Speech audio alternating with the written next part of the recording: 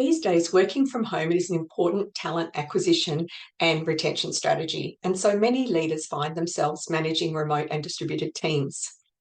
In my work, I often see examples of leaders and their teams where there's very poor communication, and this can particularly be challenging when you're managing remote employees. What I find is that leaders often feel like their team is missing out on the opportunity to build camaraderie and really meld and even learn from each other by osmosis just in those small interactions they have every day. They might also be worried that the team members aren't working quite as hard as they would if they were being watched at work. On the other hand, the team members themselves can feel a bit disengaged and disconnected from others in their team and from their leader, and sometimes have trouble managing that boundary between work and personal life. So, what would I suggest you do?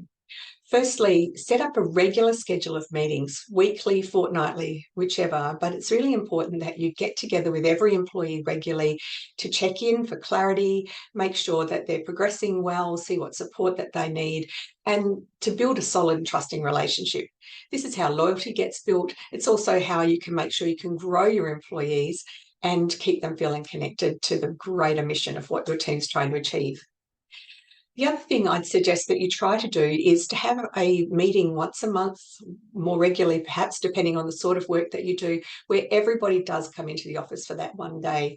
It does support team building and making sure that people build the connections that they need that will have an impact in between these meetings. Finally, make sure that you honour these meetings. May postpone if you have to, but don't cancel them. It's important that your team understand how important they are to team success. So the key message here is set up a system and stick to it.